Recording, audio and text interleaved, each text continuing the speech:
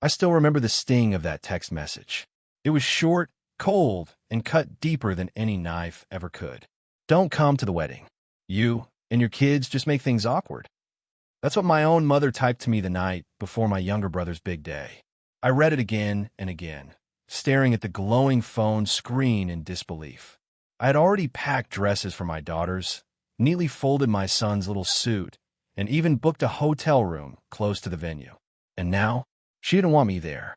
Not because of a fight, not because I had done something unforgivable, but because she considered me and my children embarrassing. My brother, Ryan, was always the golden child. Smart, handsome, and ambitious. I was the opposite in their eyes, divorced, a single mom of 3, working 2 jobs just to make ends meet. To my mother, that meant I was a failure, staying on the picture-perfect family portrait she wanted to show off. Ryan's wedding was supposed to be her shining moment. I guess we didn't For weeks after the wedding, the silence was deafening. No apology, no explanation, not even a picture of the event. I scrolled through social media, where my mother proudly tagged herself in photos with Ryan and his new bride, grinning like she was royalty. My siblings, both of whom had been invited, liked and shared the pictures, pretending the exclusion had never happened. And me? I was erased. I buried myself in work, shuffling between waitressing at night and managing billing for a small office during the day. The grind was exhausting, but it kept me from falling apart. My kids were my reason to keep going. Every time I looked at them, I remembered why I couldn't let this break me. They deserved better than being treated like burdens. That's when I decided to change everything.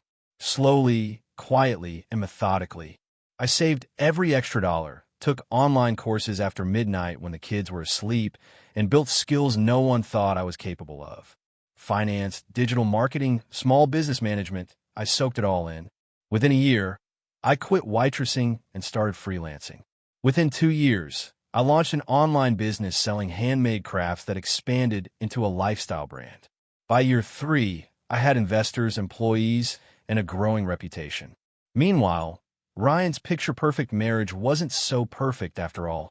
Whispers started reaching me through mutual acquaintances, money troubles, affairs, and a mother-in-law who couldn't stand him. But my mom? She still clung to him like he was her crown jewel. I didn't confront her, not yet. I wanted her to think I was still the struggling single mom she had written off. I avoided family gatherings, ignored her occasional guilt-tripping texts, and quietly built my empire in the background. By the 4th year, my company had grown into a multi-million-dollar brand with contracts in major retail stores.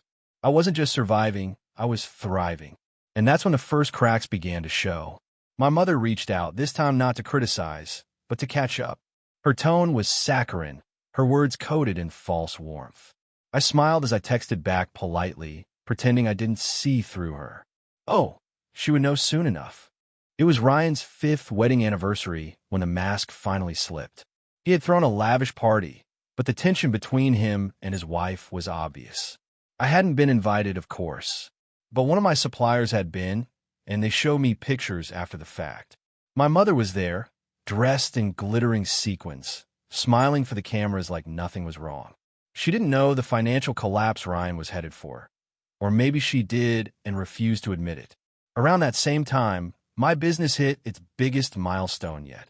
A merger deal worth over $12 million. The number stunned me. The girl who once had nothing but overdue bills and tears was now a multimillionaire. I didn't tell my mother. Not yet. The opportunity came 6 months later when my cousin got married. Unlike before, I received an invitation. Perhaps my mother thought enough time had passed, or maybe she was starting to realize I couldn't be erased forever. I accepted. When I arrived with my kids, now teenagers, all eyes turned.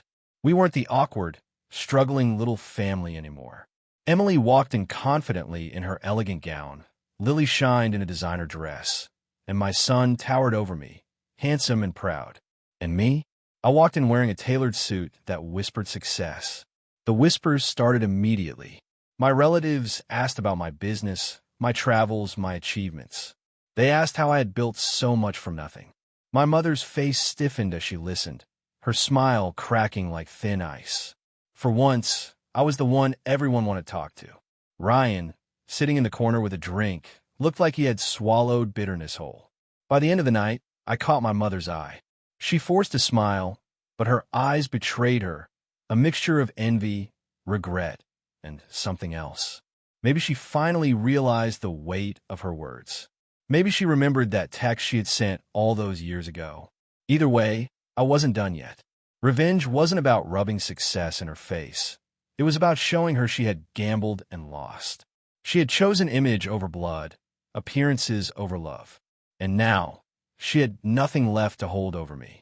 The final act of my revenge came not from me, but from the world my mother had built for herself. Ryan's marriage imploded after his wife discovered his gambling debts. He lost his house, his job, and eventually his dignity. And where was my mother? Still clinging to him, but unable to fix his mess. The golden child had turned into a burden, the very thing she had accused me and my kids of being. One rainy evening, she called me. Her voice trembled as she explained her situation. Ryan had moved back in with her, draining her savings, and she was at risk of losing her home. She needed help. "You're doing so well now," she said. "Maybe you could spare something for family." I thought about my children, how they cried the day she rejected them, how she made them feel unwanted. And then I thought about the woman on the phone, desperate and small. For the first time in years, I felt no anger, no pain, just clarity.